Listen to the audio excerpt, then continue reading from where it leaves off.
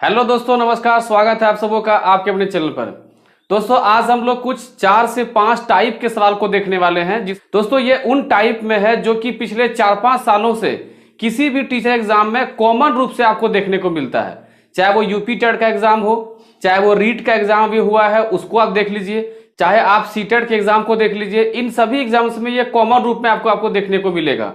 तो दोस्तों बहुत अधिक चांस है कि आपके बीपीएससी टीचर एग्जाम में इन सारे क्वेश्चंस को देखने को मिल सकता है। तो दोस्तों शुरू करते हैं आज का पहला क्वेश्चन। क्वेश्चन कहता है, एक टोकरी में 45 फल हैं। एक आदमी पूजा करता है और प्रत्येक मंदिर में उतने ही फल चढ़ाता है जितने शहर में मंदिर हैं। Full stop. ऐसा करने के लिए उसे फलों की 5 टोकरियों की आवश्यकता होती है या पड़ती है। शहर में मंदिरों की संख्या क्या है ये आपको बताना पड़ेगा। ठीक है, तो अब ये बताइए दोस्तों कि इस सवाल को आप किस तरह से बनाएंगे। अगर आपको पता है तो आप वीडियो को पॉज करिए और इसका उत्तर को आप बना करके कमेंट करिए, और नहीं तो आप इसके सॉल्यूशन को अच्छे से समझिए।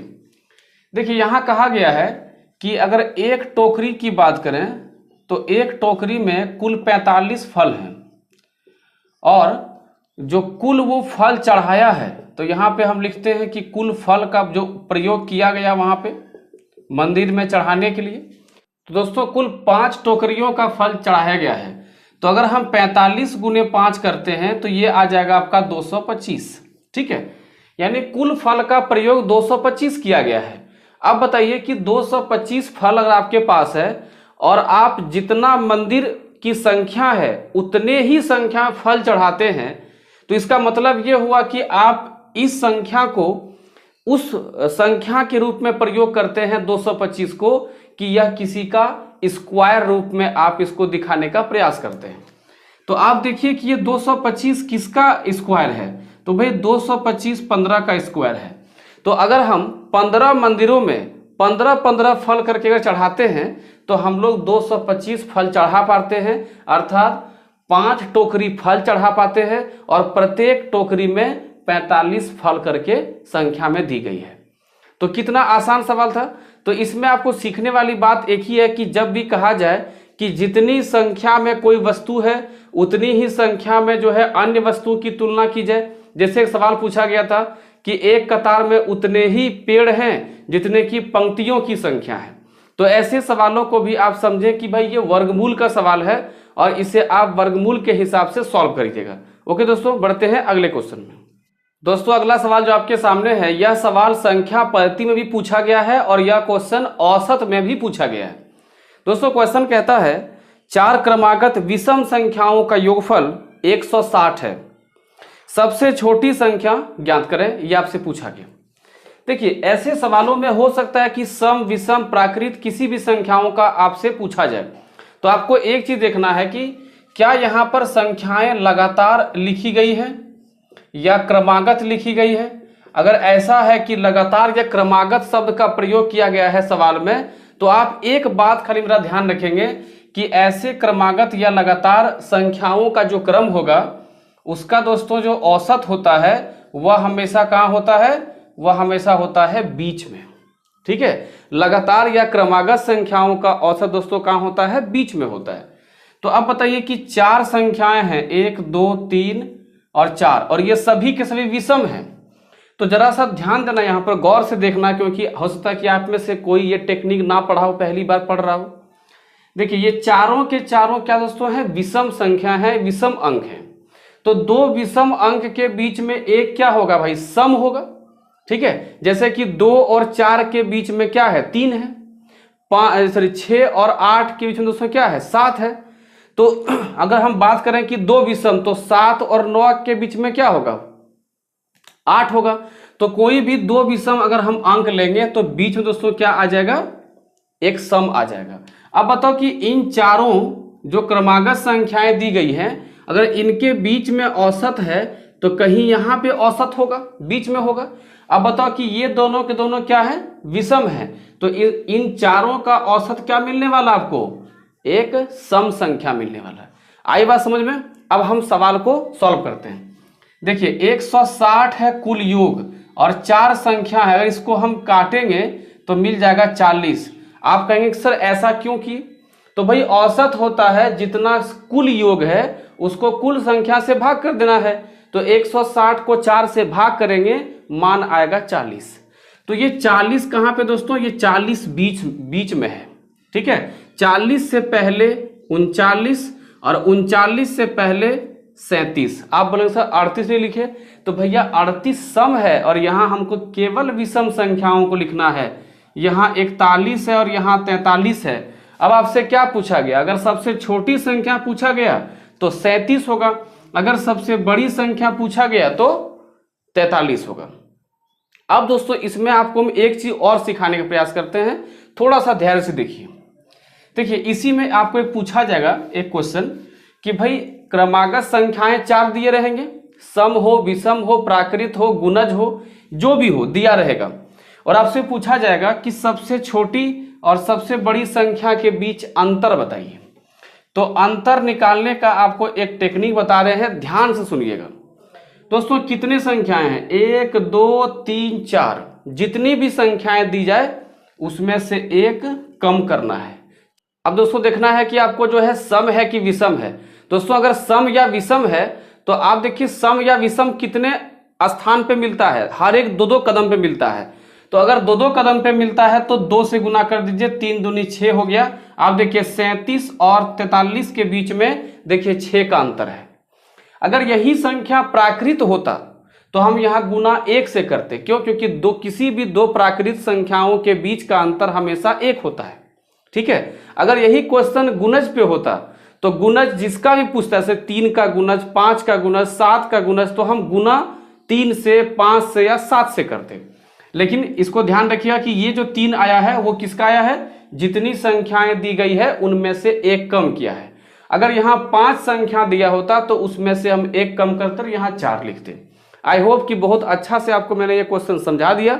इस क्वेश्चन से अगर कोई भी अगर आपसे क्वेश्चन आता है इस टॉपिक में तो आप उसको सॉल्व कर पाएंगे। दोस्तों बढ़ते हैं अगले क्वेश्चन में। अब दोस्तों देखिए आपके सामने जो सवाल है ये मिश्रण या अनुपात जो कह लीजिए, ये दोनों चैप्टर से जुड़ा हुआ है। क्योंकि देखिए 3 चैप्टर आपस में जुड़ा होता है, एक अनुपात, एक आयु संबंध और एक मिश्रण। अगर आप अनुपात को अच्छे से पढ़ गए हैं तो आपका मिश्रण और आयु संबंध ऑटोमेटिक अच्छा रहेगा। दोस्तों क्वेश्चन पढ़ते हैं क्या है, कहता 20 लीटर के मिश्रण में दूध और जल यानी पानी 5:3 में है। अगर प्रस्तुत मिश्रण में यानी दिया गया मिश्रण में या मिश्रण के 4 लीटर को 4 लीटर दूध से प्रतिस्थापित यानी रिप्लेस्ड किया जाए तो नए मिश्रण में दूध और जल का अनुपात क्या होगा। देखिए आपको ऑप्शन दिया गया है। तो दोस्तों ऐसे सवालों में आपके सामने माइंड में आता है कि भाई शुरुआत कैसे करें, इस क्वेश्चन को हम शुरू कैसे करें। ठीक है, तो पहले हम इस क्वेश्चन को आपको समझाने का प्रयास करते हैं। अब ध्यान से समझिएगा। देखिए एक बड़ा सा जार है, उसमें 20 लीटर दोस्तों क्या है, मिश्रण है। अब आप क्या किए कि उस जार से आप 1 बाल्टी मिश्रण उठा लिए, दूध और पानी का मिश्रण उठा लिए, और उसमें फिर उतना ही मात्रा दूध यानी कि 4 लीटर दूध आप फिर उसमें क्या किए, डाल दिए। तो आप थोड़ा सा गौर कीजिएगा कि जिस समय 20 लीटर का जो मिश्रण था दूध और पानी का, जब 4 लीटर आप निकाल लिए होंगे मिश्रण में से, तो क्या अनुपात में कोई चेंजिंग आएगा। तो आप बोलेंगे सर अनुपात चेंजिंग हो सकता है। तो आप मेरा एक एग्जांपल सुनिए। अगर आप एक छोटा सा बोतल लें या फिर एक गिलास लें दोस्तों, जैसे अब देखिए यहाँ पे, जैसे कि ये एक मिश्रण है। ठीक है, अब इस मिश्रण में से अगर यदि हम 1 चम्मच निकाल भी लें या फिर 1 घूंट हम पी भी लें तो भी जो बचा होगा उसका मिठास समान होगा। क्या आप समझ पा रहे हैं। अगर ये चीनी पानी का मिश्रण है, अगर इसमें से हम आधा पी भी जाएं तो जितना हम पी गए उसके बाद जो बचा रहेगा उसका भी मिठास वही रहेगा जो अभी है। ठीक है, क्यों, क्योंकि हम मिश्रण में अभी कुछ डाले नहीं हैं। तो पहले हमको ये करना होगा कि 20 लीटर का दोस्तों मिश्रण था, उसमें से 4 लीटर निकल गया, बचा कितना, 16 लीटर। अब ये 16 लीटर में जो अनुपात है तो वो कितना दिया गया है, 5:3। तो अभी जो ये बचा हुआ जो मिश्रण है, अब जो 16 बचा है उसका भी अनुपात दोस्तों कितना होगा, 5 और 3। ये 5 क्या है, दूध है, और ये 3 क्या है, पानी है, वाटर है। अब आप यहां ध्यान समझिएगा। देखिए इस 16 लीटर में क्या है दोस्तों, 5 भाग क्या है, दूध, और 3 भाग क्या है, पानी। तो क्या हम ये कह सकते हैं कि 16 में 5 और 3 8 भाग है, तो हम यहाँ पे कह सकते हैं कि 8 भाग का मान 16 लीटर, तो 1 भाग का मान 2 लीटर। ठीक है, आप देखिए ये बड़ा ही तेजी से कर सकते हैं, बशर्ते आप पहले समझ जाएं अच्छे से। ठीक है, ऐसा नहीं कि आपको फर्स्ट अटेम्प्ट में ही हम आपको बहुत स्पीड से बताएंगे, आपको समझाना है, सिखाना भी है। 1 भाग का मान 2 लीटर, तो 5 भाग का मान 10 लीटर और 3 भाग का मान 6 लीटर। बोलिए यहाँ तक कोई दिक्कत नहीं है? यहाँ तक आपको समझ में आ गया कि मामला क्या है। अब क्या कह रहा था कि 4 लीटर अगर वो मिश्रण निकाला है तो उसमें 4 लीटर दूध डाल भी दिया गया है। प्रति स्थापित करना दोस्तों क्या होता है? रिप्लेस करना। जितना आप निकाल रहे हैं उतना उसमें आप डाल रहे हैं। तो अगर ये दूध को 4 और डाल दिया गया तो हम ये कह सकते हैं कि 4 लीटर मिल्क और बढ़ा दो, तो 10 और 4 ये रहा 14 हो गया मिल्क, और वाटर में कोई बदलाव नहीं है, 6 का 6 रहेगा। जब इसको आप काटोगे तो देखिए आपका अनुपात निकल के आएगा 7:3।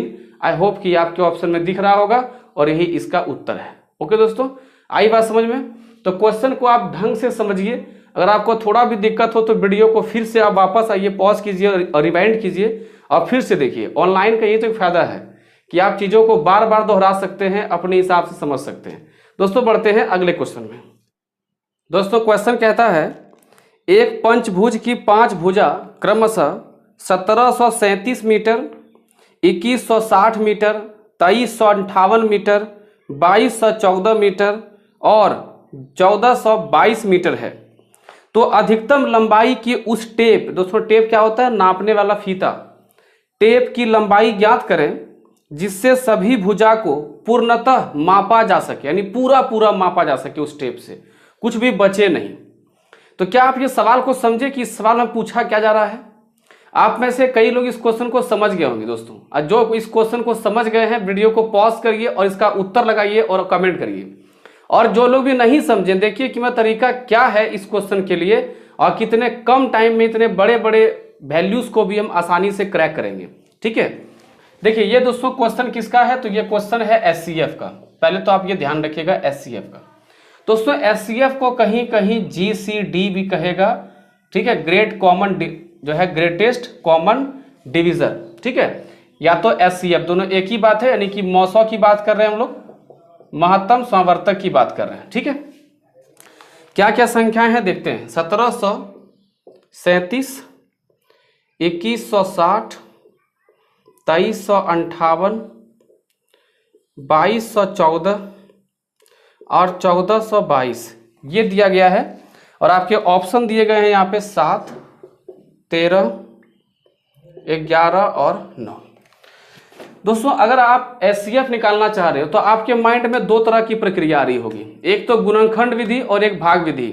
और हम दावा करते हैं कि दोनों का दोनों विधि यहाँ पे फेल है कंपटीशन के लिहाज से, क्योंकि कंपटीशन में आप इतने बड़े बड़े सवालों का अगर आप चाहते हैं कि गुणनखंड विधि से हम सॉल्व कर लें या भाग विधि से सॉल्व कर लें तो कम से कम 5 से 6 क्वेश्चंस का समय ये अकेले खा जाएगा। अब देखिए कि क्या अल्टीमेट तरीका है कि इस सवाल को हम कम से कम टाइम में सॉल्व कर देंगे। दोस्तों जितने भी संख्याएं दी गई हों, ध्यान से टेक्निक को सुनिएगा ध्यान से।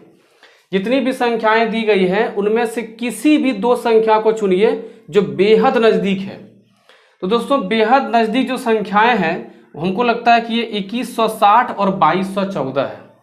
2160 और 2214 हमको ये बेहद नजदीक लगता है। देखते हैं कि इसके बीच कितना अंतर है।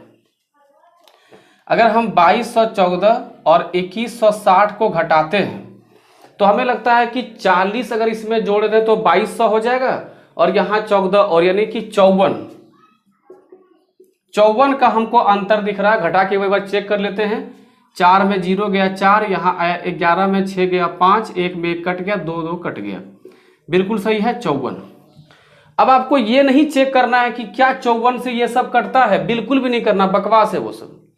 केवल आप ये देखिए कि क्या 54 ऑप्शन में है। आप कहेंगे सर नहीं है। अगर 54 ऑप्शन में नहीं है तो आप ये ढूंढो कि 54 किससे कटने वाला है इसमें से। तो भाई 54 केवल 9 से कटने वाला है। तो लगा दो आंसर कि इन चारों 5 संख्याओं का एचसीएफ दोस्तों क्या है? 9 है। यानी उस टेप के फीते का लंबाई कम से कम 9 मीटर होना चाहिए, जिससे कि हम इन पांचों बड़े बड़े लंबाइयों को माप सकते हैं। आई बात समझ में? ठीक है, कहीं कोई दिक्कत नहीं है। तो क्या लगा, एचसीएफ निकालने का तरीका इससे बेहतर कोई और हो सकता है क्या? नहीं, इससे बेहतर कुछ भी नहीं हो सकता है। ओके दोस्तों, फिर मिलते हैं। जय हिंद।